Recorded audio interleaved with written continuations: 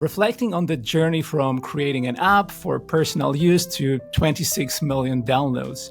Was the most fulfilling part of Blinkist's evolution?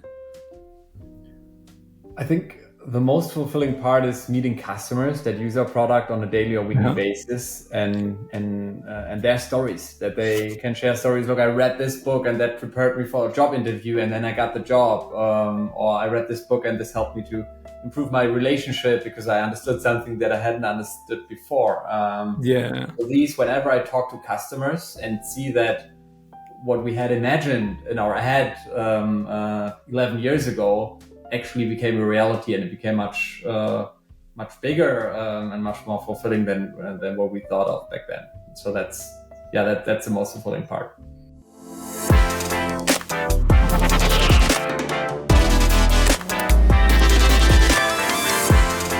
Welcome to the EU Startups Podcast. Sit back and enjoy the show hosted by Marcin Lewandowski. Hey everyone, this is Marcin Lewandowski and you're listening to the EU Startups Podcast. My guest today is Holger Seim. Holger is the founder and CEO of Blinkist. Used by over 26 million people worldwide, Blinkist is an award-winning app that finds the most relevant, impactful books and podcasts and distills them down to their key ideas, which you can read or listen to in 15-minute explainers called Blinks. Holger, that was your intro in a very short blink. Welcome to the show. Thanks for having me, Marcin. Great to be here. Awesome to have you. So let's kick the things off. Blinkist's origin story involves, turning note-taking into a bite-sized learning revolution. Reflecting on the journey from creating an app for personal use to 26 million downloads. Was the most fulfilling part of Blinkist's evolution?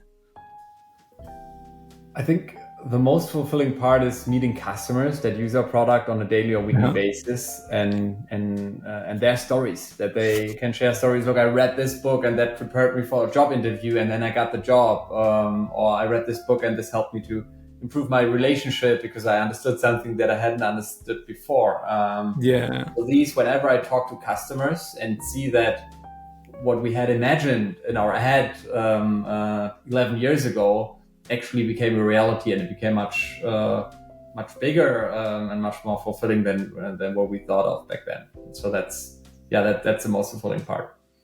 Amazing. So Blinkist is about bite-sized learning. In a world filled with information overload, what's the superpower of short-form content, and how does it cater to the modern readers or listeners' needs? Yeah.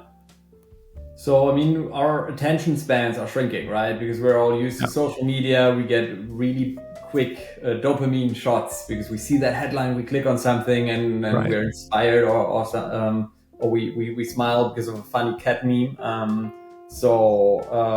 I think if we want more meaningful content, that is, content that teaches you something, that where you learn something from. If you want that content to compete in this new world where people just discover a lot through social media feeds, it needs to be shorter, and it needs to have a quicker time to get a return and to get that dopamine shot. So I think that's a superpower for short form content. It can compete in this social media world and pull people into a more formal learning experience. So if you have a choice between a nice video on Facebook or a book, a lot of times you think, a book is too much time, and I don't know whether it's relevant for me. But if there's something in between that lets you dip your toes into the book's topic, that lets you learn something already, then you understand, this is relevant, and then you want to learn more, and then you go on to the book. So it can be, or if done well, it can be a gateway drug to longer form content that helps people to learn. So with Blinkist, you've distilled insights from thousands of nonfiction books. Can you share a transformative lesson or idea from a book that, significantly influenced you? One of my favorite Blinks and also books is Mindset from Carol Dweck. And this is about a growth mindset or a static mindset. And it's about how you approach problems, where you think, oh, I'm not good at that, I'm not talented, so I don't even try. Or whether you think, well, I'm not good now, but I can learn it. And so I put in the work to overcome it. And reading that book, learning about these two different mindsets. And by the way, we all have both mindsets. We approach certain situations with a growth mindset and others with a fixed mindset. And learning about that made me more aware in situations when I had a fixed mindset instead of a growth mindset. And then I could course correct and say, I'm in the wrong mindset now. I need to apply a growth mindset, whether it's trying, motivating myself more or making sure I do the hard work to master something. But also when I, work with colleagues or with people who report to me, how I look at them, whether I think, well, they are not good at that, so I don't give that task to them, or whether I think, well, they may not be good right now, but I can help them to become better. So also, there is a difference in growth and static mindset, fixed mindset. The German word is static mindset. That's why I'm mixing those two. That helped me a lot to understand those. And then I thanks to this book, I approach much more things with a growth mindset these days. Also, I have two little boys. How I raise them, I'm more aware to teach them a growth mindset instead of a fixed mindset. Amazing. I gotta check it out. Given your mission to encourage continuous learning, how have your own reading habits and learning preferences evolved throughout Blinkist's growth? And what's your vision for the future of education and personal development? So, Blinkist growth led to also a more busy job for me. So in general, throughout the last 10 years, I had less and less time to actually sit down with a book or read something and learn something formally, but a lot of practical challenges that I had to overcome. So I had more learning on the job or learning by doing than studying something, which I like. I'm a practical guy. I'm not a theoretical guy. So I love to just go into something and figure it out as I go. So that's also my preference. Obviously the topics that I learn about gravitate towards how to build a business, how to, build a company culture, how to hire great people. So a lot of, or how to organize my day in a better way. So I gravitated towards topics that were important and urgent for me throughout those 10, 11 years. In terms of media mix, in the last 10 years, there's been so much change. Whereas 10 years ago, it was mostly books. I read a lot of books. And now it's also audiobooks, it's also podcasts. There's more online media out there. There's obviously Blinkist.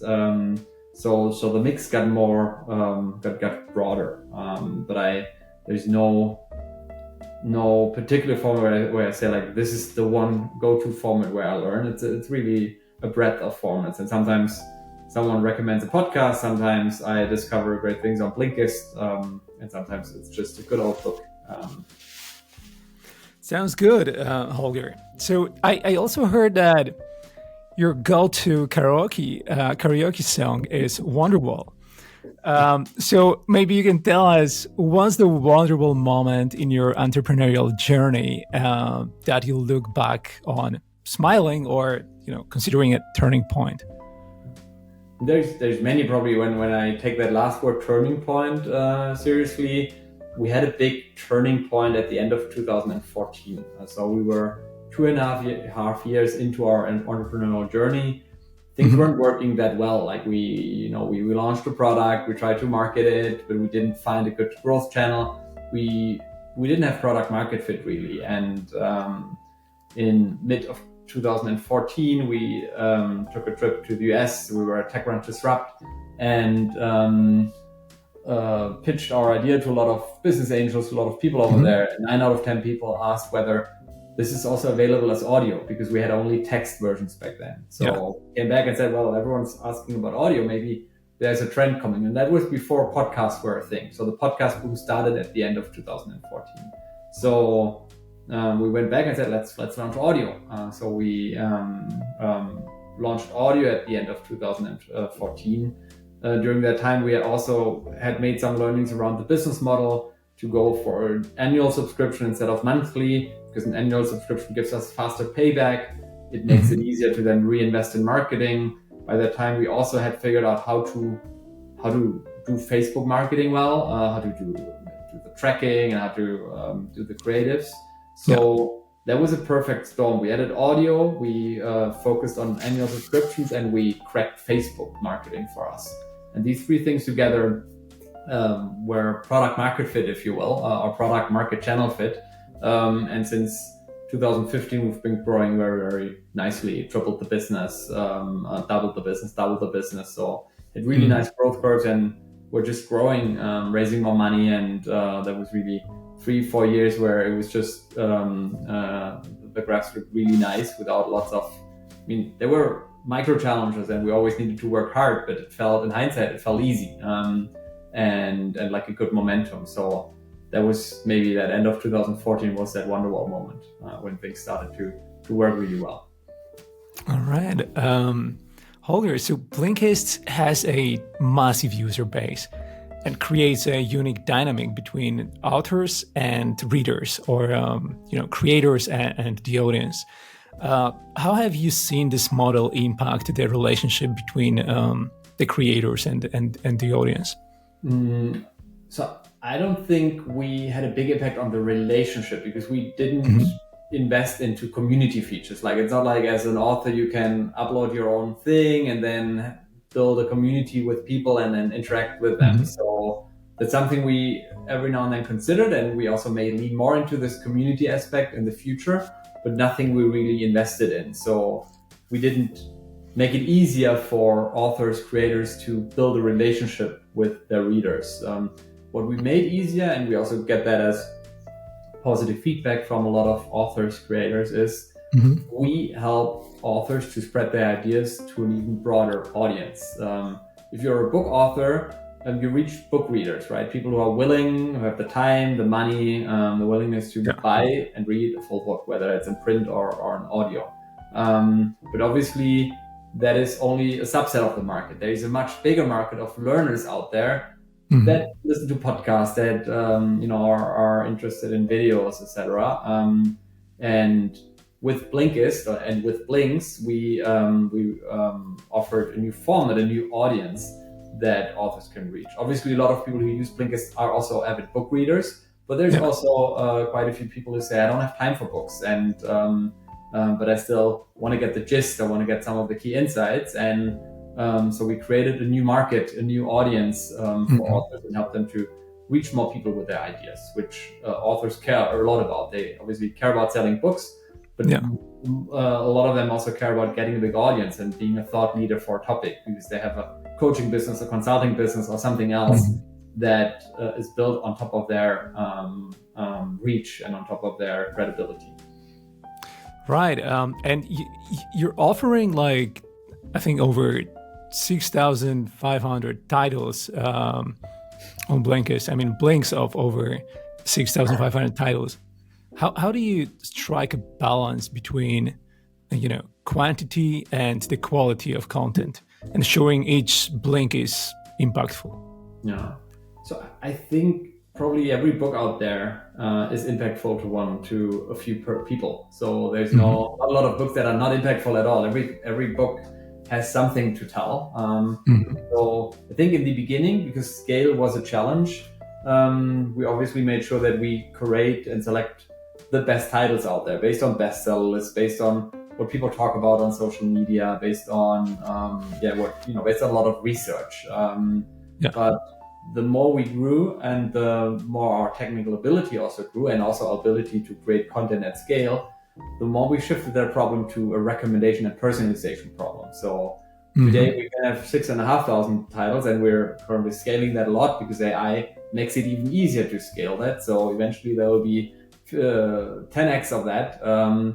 So we can have 5,000 titles, but we need to make sure to understand you as a learner well enough to only recommend you and expose you to the stuff that is impactful for you, and leave the long tail in the back of our hands. So that is all to say we ensure impact through personalization, through algorithms these days, and no longer only through selection and curation.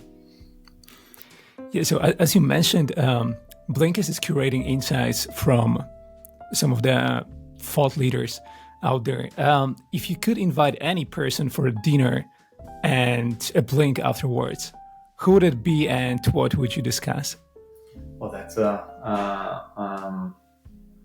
great question.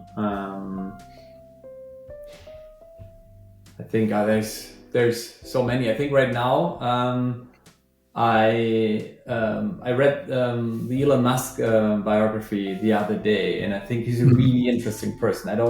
There's a lot of things I don't agree with, but I think he's really interesting, and he has a very strong point of view, and he follows that point of view and that direction. And I would probably be curious to tap more into his head to get even more insights. Why does he do things the way he does them? What is his approach to leadership, to culture? How does he think about the downsides of his approach? So I think interesting person. Again, like a lot of things, I have a different approach, but I usually find it more insightful to talk to people that have a different perspective on the world, because you learn much more than just talking to 100%. Someone who follows your approach or who's similar. 100% agreed. Holger, so without giving away too many secrets, can you tease the audience with any exciting projects or features Blinkist has in the pipeline? What can users look forward to? Yeah, so we got acquired last year by Go1, and Go1 is very focused on the B2B space. We're really focused on the B2C space, and we want to bring that closer together. So we believe there's a big opportunity for Blinkist to also be a tool that organizations can use in their learning and development strategy. You can think of things like, that requires more collaboration, because in an organization you want to learn together. Maybe you have teams, so we certainly explore community features, if you will, to help people collaborate, recommend stuff to each other, discuss it.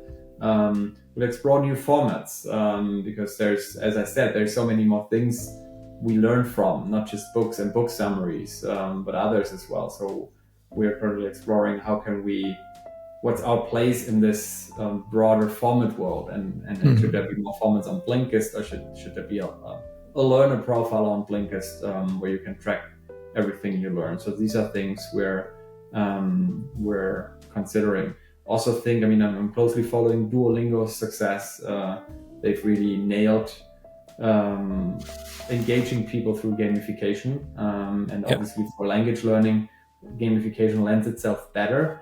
But that's another opportunity area that I'm really excited about, to see what gamification elements can we bring to Blinkist to make it even more engaging for people to keep going. Awesome. Looking forward to see what you guys got in store. So now imagine an ideal Blinkist and chill scenario. What's the perfect reading environment for enjoying blinks? And, as a Blinkist book club curator, what 3 books would be in your first selection? Books or blinks that would be the stars of that cozy setting? Yeah, so usually I tend to consume blinks when I'm on the go. It fits well when I'm on the commute. That's not very cozy. When I read a book, I'm on the beach, holiday, or in front of a nice fireplace. So that's more cozy. I think blinks are ideally consumed because they fit so well when you're on a commute to your workplace, or when you're traveling and have like an hour to fill, and not like this 3-hour focus time. Blinks fill that time really well. It may not be that chill scenario, but it's a really cool scenario to be in. And as a Blinkist book club curator, I think first book would be Mindset. I love that. I already mentioned why. Yes. So I would put that. then I really love a book when, and for entrepreneurs, for people who want to build a company. I'm a big fan. Ben Horowitz wrote 2 books, The Hard Thing About Hard Things and What You Do Is Who You Are. If I had to pick one, I would start with a second, What You Do Is Who You Are. It's about how to build a company culture. And just lots of great stories, great examples how other companies did it. So Blink already has a lot of insight, so that's a good gateway drug. But then I can also fully recommend the full book to tap into, because it's very practical. Ben Horowitz is obviously very close to people who do it every day. I learned a ton from that book on how to think and about company culture. And then, because we want to make it a little fun and not just make it about work, there's a Blink called Drunk, and it tells the history of why people get drunk. And it also gives it it explains it through evolution, why it's an evolutionary benefit or advantage to get drunk.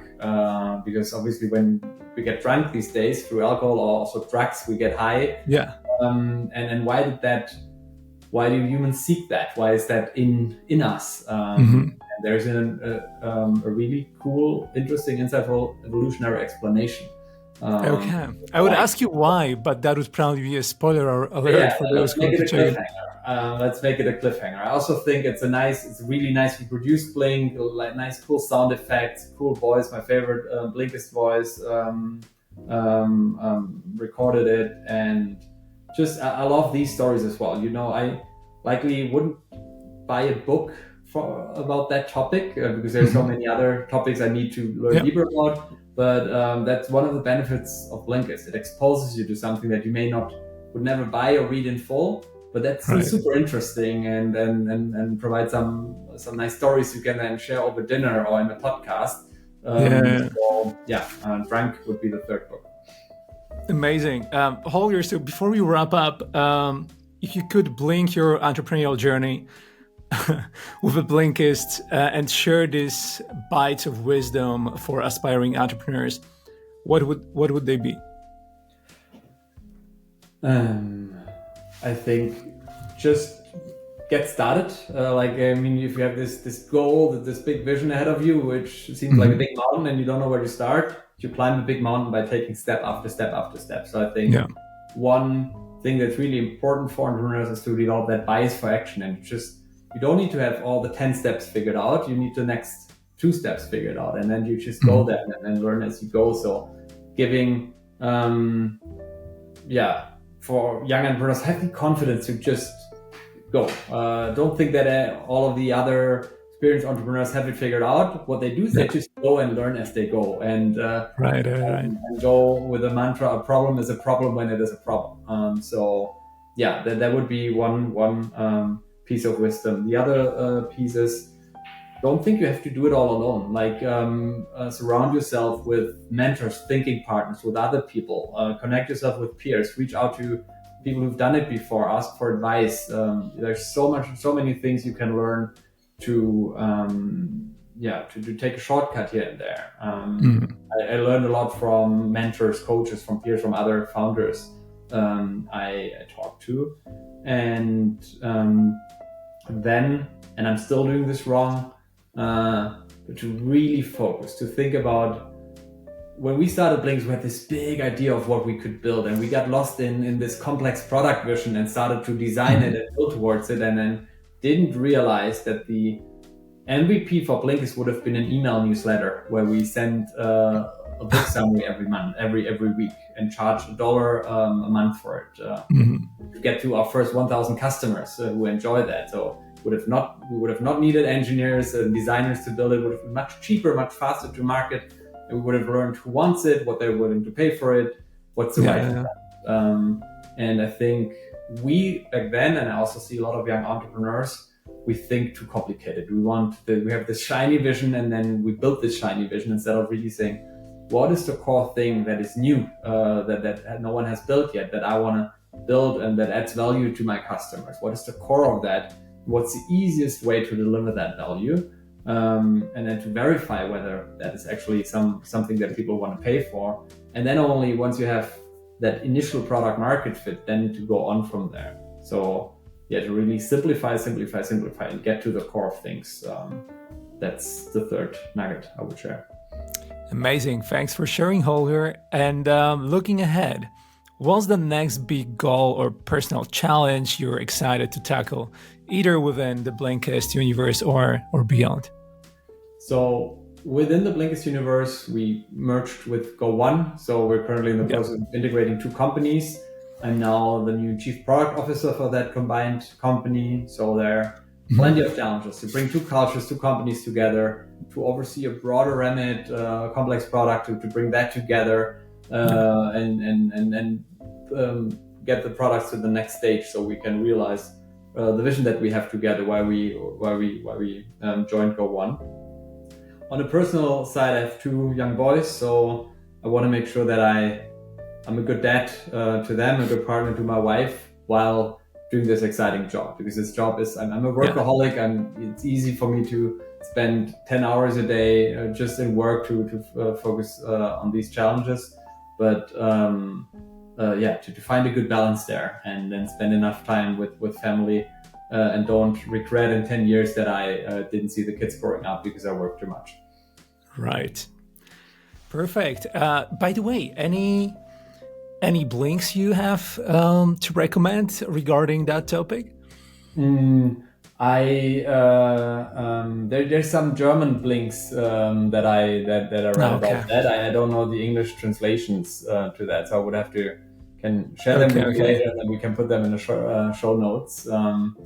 Awesome. Yeah, let's do that. Also, I would need some. I also have a little 3-year-old daughter, and I would love to have some nice recommendations of blinks from you. Yeah, I mean, what I read, and I forgot the name of the blink and the book, but this, when people, when they were about to die, when they reflected on their life, and no one ever said they wish they had worked more, and everyone says wish they had spent more time with family, with kids, and kids grow up fast, as you know. I mean, the last I think you said your daughter's 3. The last 3 years were probably went by in a blink of an eye. And so so one of my it went like a blink of an eye, but also blinking felt like little naps throughout these 3 years. So I'm actually don't know what I'm talking about right now. Still, we didn't recover from not sleeping for 3 years. But this is a perfect ending of this interview. Holger, thank you so much for being on the show. It's such a pleasure to have you. I can't wait for what's new on Blinkist. And I wish you all the best and hope to talk to you soon again. Thanks, Martin. Thanks for having me. Bye. Bye.